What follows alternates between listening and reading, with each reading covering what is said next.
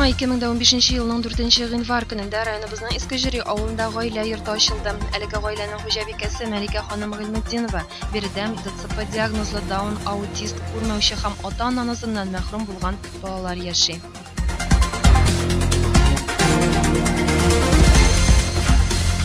17 гыйнвар көнне Теләче чаңгы базасында кышкы спорт сезоны ачылды. Биредә район беренчелегенә чаңгы ярышлары үтте. Ярышта барлыгы 148 кеше катнашты.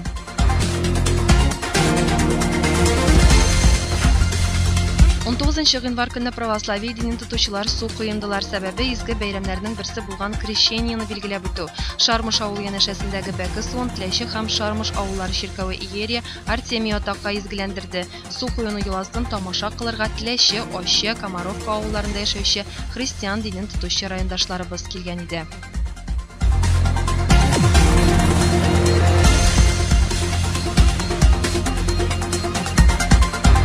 Сайын гыйнвар аенда районыбыз авылларында авыл җыеннары башланып китә. Аның беренчесе рейтинг нәтиҗәләре буенча Олы Мәтәскә авыл җирлегендә үтте.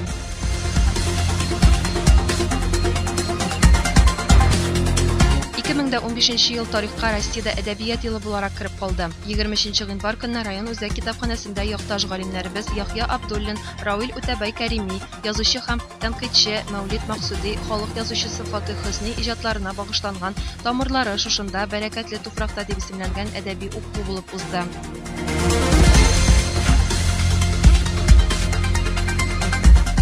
29 гыйнвар көнне Югары Кибәхуҗа урта мәктәбе базасында иң яхшы сыйныф җитәкчесе 2015 бәйгесенең район туры үтте. Биредә районыбыз мәктәпләреннән 5 укытучы бәйгенең төрле этапларында иң яхшы сыйныф җитәкчесе исеме өчен көч сынашты.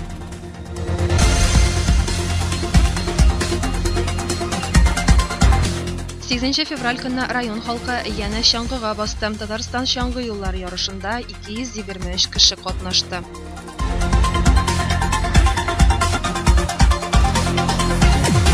Әдәбият елы уңаеннан районга бер төркем якташ язучылар килде. Әдәбият заман көзгесе дип исемләнгән әдәби музыкаль кичәгә Шәткә авылы тумасы язучы Сәйдә Зыялы, Тиләҗе авылы кызы журналист һәм рәссам Дания Гайнетдинова, Олы Мишә егете язучы Рашат Низами, Югары Кибәхуҗада туып үскән Казан федераль университеты профессоры Васил Гарифуллин килгән иде.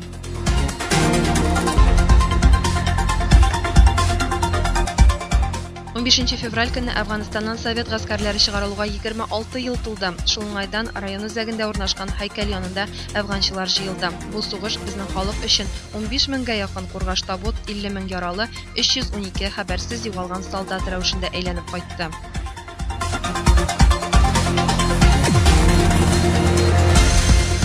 Февраль аенда янә көрәшчеләр кабул иттек. 20 һәм 21 февраль көннәрендә Батыр спорт комплексында Россиянең атказанган тренерлары Мәгаз Сәхабетдинов белән Әсхәт Шәйхетдинов призына 11-нче Бөтен Россия турниры үтте.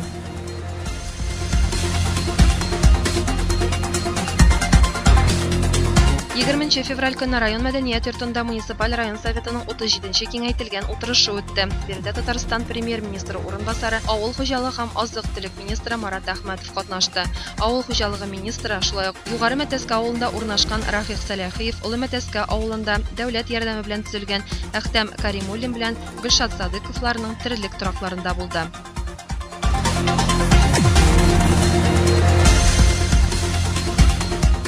Март аенда районда яшәүче Бөек Ватан сугышы һәм тыл ветераннарына Бөек җиңүнең 70 еллыгы уңаеннан юбилей медальләре тапшырыла башлады. Медальләр беренчеләрдән булып Әбдә авылы ветераннарына бирелде.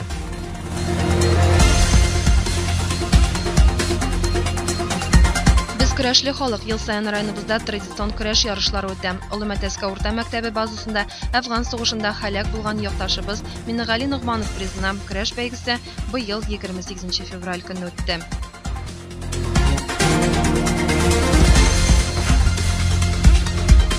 7 март көнне районда традицион кышкы спартакиада үтте. Быелгы чара Бөек җиңүнең 70 еллыгына багышланган иде. Чарада 29 команда, 261 спортчы катнашты.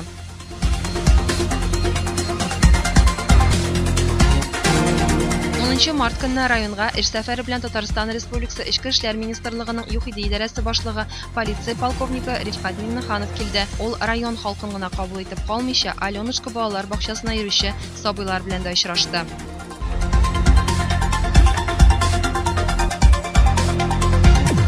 Теләче авыл хуҗалыгы районы үз эшен башлап җибәргә теләге булган фермерлар саны артуы да шуның ачык мисалы. Без ел дәвамында аларның эшчәнлеге белән таныштыра киләбез. Быел безнең журналист һәм операторлар Баландыштан Рәис Хәйретдинов, Тактамыш авылыннан Рәмзил Гайфуллин, Олы Мәтәскә авылыннан Әхтәм Кәримуллин, Айрат Җиһаншиннар, Гөлшат Садыйкова, Максабаш авылыннан Марат Дәүләтшиннар хуҗалыгында булып, аларның эш барышы белән танышты.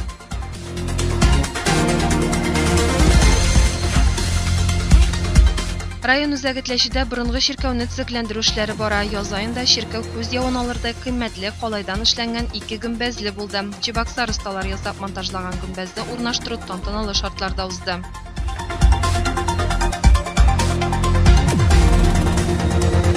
5 апрель көнне үзара салым җыю буенча референдум үтте. Әлеге уникаль проект халыктан җыелган акча хисабына төзекләндерү яңарту эшләре алып баруны күз уңында тотты. Район сайлау комиссиясе мәгълүматлары буенча Әбде, Айдар, Югары Кибәхуҗа авыл җирлекләре референдумда иң актив катнашучылар булган.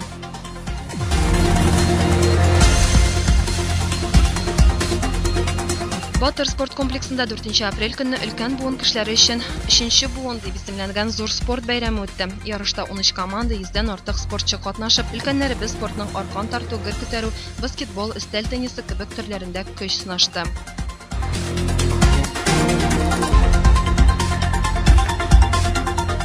Танылган фермер, көрәш остасы Сәгыйть Гыйниятуллин призына елда көрәш турниры үткәрелә. Быелгы турнирда 10 мәктәптән 107 укучы катнашты. Көрәш батырлары булып Олы Мәтәскә урта мәктәбе җыелма командасы танылды.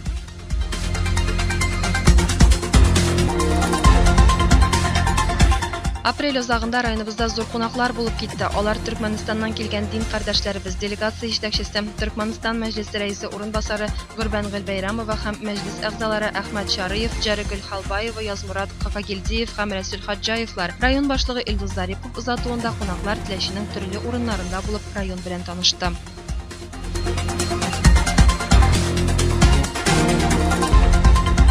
9 май бөек җиңү көне. Быел без 70нче җиңү язын каршы алдык. Ә җиңү бәйрәме алдыннан күп кенә авылларда һәйкәл обелисклар ачылды. Күкчә, Улымиша, Айдар шундыйлар рәтендә. Әбде авылында Советлар Союзы герое Александр Ксенофонтовның сыны ачылды. Быелгы җиңү бәйрәменең үзенчәлеге үлемсез полк акциясе булгандыр. Мәктәп укучылары сугышта катнашкан әби-бабайларының фотосурәтләрен күтәреп район үзәгеннән үтте.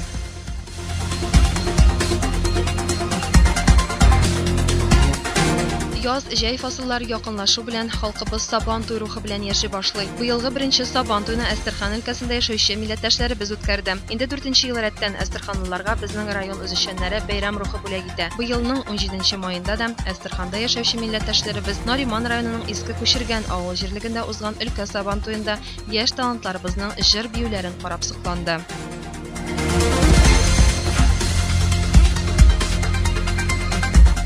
Районыбыз талантларга, сәнгатькә, гашыйк кешеләргә бик бай. Ел саен район күләмендә төрле сәнгать бәйгеләренең үткәрелеп, аларда катнашырга теләк белдерүчеләр саны күп булуы моның ачык мисалы. 3 көн дәвамында район мәдәният йортында узган җиңүгә илткән юллар дип исемләнгән сәнгать фестиваленең гала концертлары да шул турыда сөйли. Әлеге тамашалар шыгрым залларда үтте.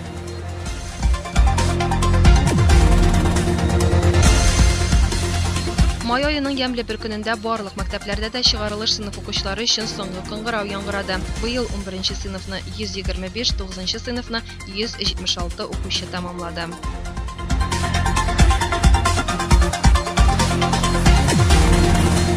Быелгы Сабан туй бәйрәмнәре авылларда 6 июнь көнне, район үзәге Теләчедә 7 июнь көнне үтте. Сабан туй халык өчен салкынча яңгырлы көнгә туры килүе белән истә калгандыр мөгаен. Быелгы Сабан туйның мәртәбәле кунаклары Татарстан Республикасы Президенты аппараты җитәкчесе урынбасары якташыбыз Илнур Гарипов, Татарстан Республикасы транспорт һәм юл хуҗалыгы министры урынбасары Артем Щукин һәм башка бик күп мәртәбәле кунаклар белән беррәттән Кырым Республикасының Бакчасарай районы башлыгы урынбасары Михаил Колкунов җитәкчелегендә килгән делегациядә катнашты. 2015 елгы Сабан туйның баш батыры булып көрәшче Раил Нургалиев танылды.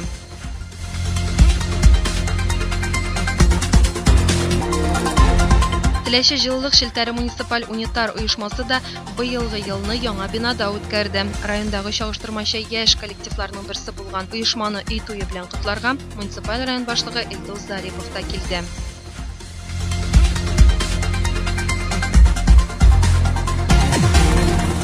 Июнь ахырында районыбызның кайбер авылларында көчле давыл кубып күп кенә йортларга зыян салды. Зилзилә аеруча иске җири авылларында урнашкан йортларга хәвеф-хәтәр китерде.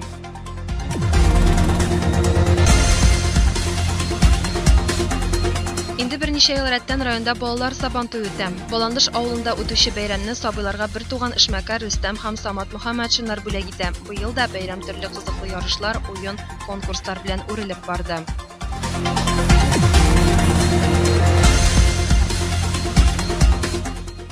Мөселман кардәшләребез өчен быелгы ураза көннәрнең иң озын вакытына җәй айларына туры килде. Районда елдагы традиция буенча мөселман кардәшләребез катнашында ифтар ашлары үтте.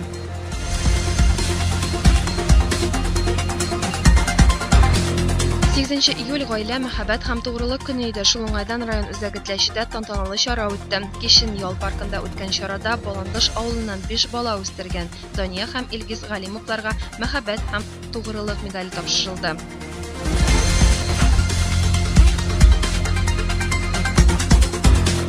13 июль көнне Тактамыш авылында зур тантана булды. Бу көнне авылда яңа модульле фельдшер-акушерлык пункты бинасы ачылды. Аны ачу тантанасында Татарстан Республикасы сәламәтлек саклау министры Гадел Вафин, район башлыгы Илдус Зарипов катнашты.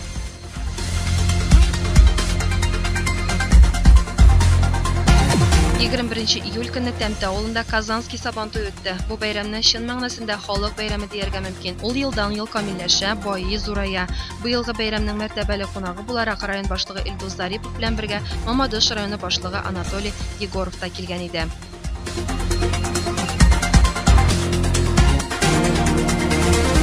25 июль көнне Шәтка авылында яңа модульле ветеринария пункты ачылды. Аны ачу тантанасында авыл халкы белән берлектә Татарстан Республикасы министрлар кабинеты каршындагы ветеринария идарәсе җитәкчесе Алмаз Хисаметдинов та катнашты. Шәтка авылында 556 мөгезле эре терелек асрала. Шуларның 167се савым сыеры.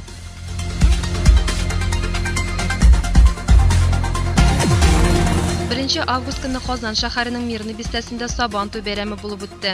Башка еллардан аермалы буларак, быелгы бәйрәмдә шул көннәрдә Казанда үтүче су спорты төрләре буенча дөнья чемпионатында чыгыш ясаучы спортчылар да катнашты. Милли бәйрәмнең август аена калып үткәрелүенең дә сәбәбе шунда иде. Бәйрәмдә безнең район үзешчән артистларыбыз, спортчыларыбыз, һөнәрчеләребез актив катнашты.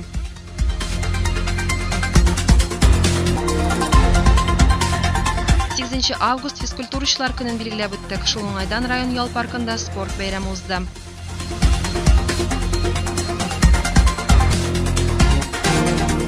12 август көнне районыбызның Полевая һәм Елабужская урамнарында спорт мәйданчыклары ачылып, кулланышка тапшырылды.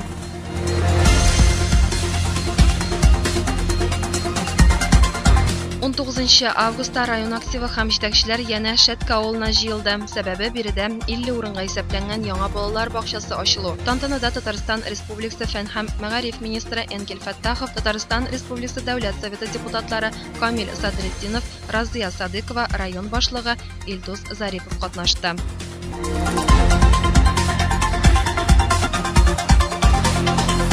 24 август көнне районга эш сәфәре белән республика президенты Рөстәм Миңнеханов килде. Рөстәм Нургали улы Олымәтәскә авылында 100 баш терлеккә исәпләнеп төзелгән һәм бүген уңышлы гына эшчәнлек башлап җибәргән Гөлшат һәм Руслан Садыковларның гаилә фермасында булды. Биредә Рөстәм Миңнеханов гаилә фермасының бүгенгесе һәм киләчәге белән танышып кына калмыйча, районыбыз фермерлары, авыл хуҗалыгы предприятиеләре җитәкчеләре, авыл җирлекләре башлыклары белән дә очрашты. Алар белән сөйләшеп, гызыр үтенечләрен тыңлады. Шул ук көнне республика башлыгы Олы Кибә хуҗа авылында республика программасы нигезендә бер түбә астына кертелеп 100 урынга исәпләнеп төзелгән мәдәният йорты белән фельдшер-акушерлык пункты бинасын һәм Бөек Ватан сугышында һәлак булган авылдашлар истәлегенә куелган обелискны ачу тантанасында да катнашты.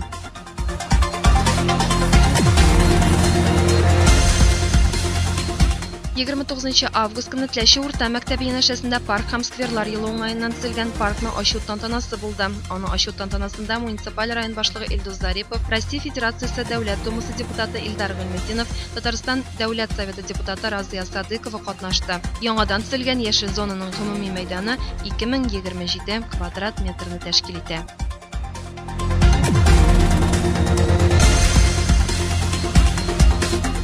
21 сентябрьдә билем көнендә илебез, республикабыз һәм район мәктәпләрендә тәүге дәрескә чакырып кыңгырау чыңлады. Районда быел республика президенты программасы нигезендә капиталь ремонт үткәрелгән Үзәк урта мәктәбе дә үз ишекләрен ачты. Биредә 106 укучы билем ала.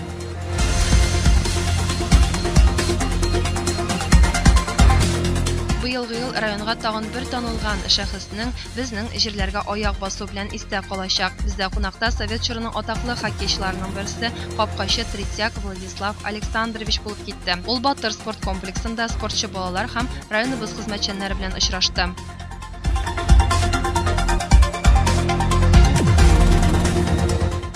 Узып баручы елның 5-6 сентябрь көннәре республика шәһәр һәм районнарында парк һәм скверлар көне буларак билгеләп үтелде. Шул уңайдан Теләченең Үзәк ял паркында бәйрәм чаралары булып үтте.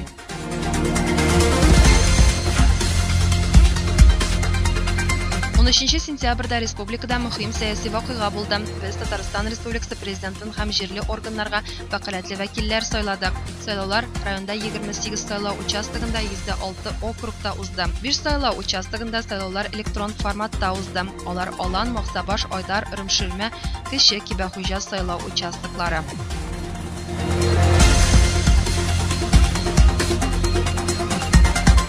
Әбиләр чуагының җылы бер матур кояшлы көнендә район халкы йөгерергә чыкты. Сәбәбе милләтләр кроссы 2015 ярышы.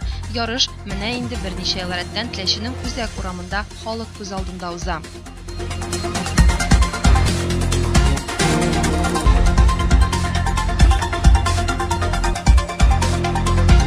23 сентябрь көнне районга Мәскәү өлкәсенең авыл хуҗалыгы һәм азык-төлек идарәсе министры Степаненко Дмитрий Александрович килде. Аны район башлыгы Илдус Зарипов, район авыл хуҗалыгы һәм азык-төлек идарәсе җитәкчесе Ралиф Низаметдинов каршы алды. Олы кунакны Сәгыйть Гыйниятуллин крестьян фермер хуҗалыгы, районыбызның авыл хуҗалыгы тармагы белән таныштырдылар.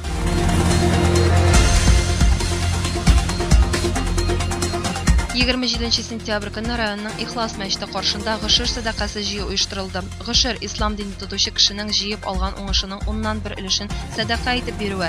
Җыелган нигъмәтләр Казан шәһәренең Госмания мәдрәсәсенә озатылды.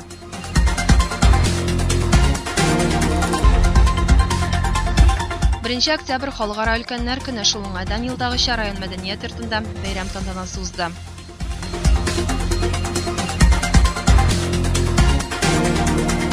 5 октябрь көнне мөгаллимнәр үзләренең һөнәри бәйрәмнәрен билгеләп үтте. Әлеге күркәм дата уңаеннан район мәдәният йортында бәйрәм чарасы булып узды.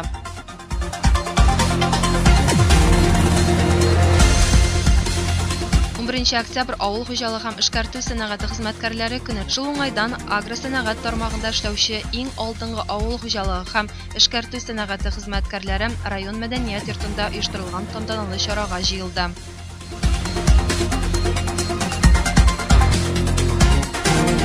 Ел сайын авыл хуҗалыгы һәм эшкәртү сәнәгате хезмәткәрләре көне уңаеннан Теләче һәм күрше-тирә авылларда яшәүчеләр өчен авыл хуҗалыгы ярминкәсе үткәрелә. Район башлыгы Илдус Зарипов билгеләп үткәнчә, әлеге ярминкәдә Теләче халкына юн бәягә сыйфатлы авыл хуҗалыгы продукциясе сатып алу мөмкинлеге тудырыла.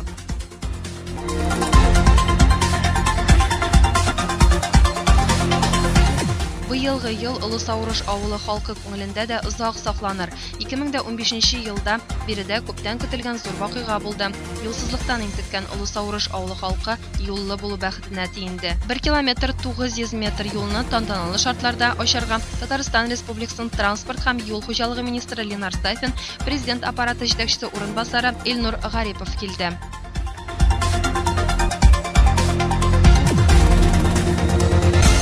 Быел районыбыз чит төбәкләрдән күп кенә мәртәбәле кунакларны каршы алды. 21 октябрь көнне районга Төмән өлкәсе делегациясе килде. Шулай ук эш сәфәре белән Татарстан Республикасы Дәүләт Советы депутаты Ольга Павлова, Татарстан Республикасы президенты киңәшчесе Наталья Фишман җитәкчелегендә делегациядә Теләчедә булып китте. Ольга Ивановна районда төзелеп кулланылышка тапшырылган спорт мәйданчыклары белән танышса, Наталья Фишман 2015 ел парк һәм скверлар ел уңаеннан төзелгән ял итү урыннары, ягъни парклар белән танышты.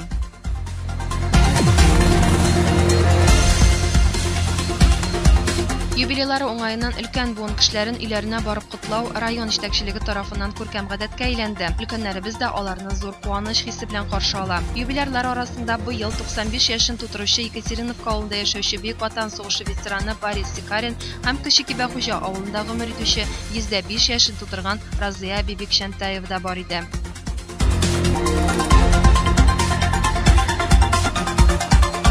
Ноябрьнең соңгы якшәмбесе әниләр көне буларак билгеләп үтелә. Шул уңайдан 28 ноябрь көнне район мәдәният йортында тантаналы чара узды. Район башлыгы Илдус Зарипов барлык әниләрне бәйрәм белән тәбрик итте. Очрашуга якташыбыз танылган татар язучысы Фәүзия Бәйрәмова да килгән иде. Фәүзия ханым Алан Олы Мәтәскә урта мәктәпләрендә, район үзәк китапханәсендә Теләченең Ихлас мәчетендә очрашулар үткәрде. Әниләр көне уңаеннан үткәрелгән чара район мәдәният йорты каршында эшләп килүче халык театры артистлары тарафыннан Мансур Гыйләҗевнең яра спектакль белән дәвам итте. Шунысында әйтергә кирәк, әлеге спектакль Идел йорт халык театрлары коллективлары арасында узучы фестивальдә катнашып, гран-прига ия булды. Алар 14 декабрь көнне әлеге спектакль белән Кәрим Тинчурин исемендәге драма һәм комедия театрында кабат сәхнәгә чыкты. Биредә театр коллективына 1 миллион сум сертификат тапшырылды.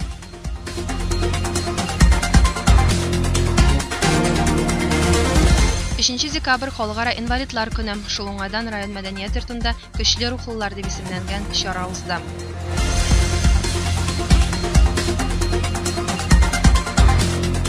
Декабрь айы җитү белән халык яңа ел рухы белән яши башлый. Үзәк чыршының ачылыш тантанасын да зарыгып көтеп алабыз. Быел әлеге чара 25 декабрь көнне үтте.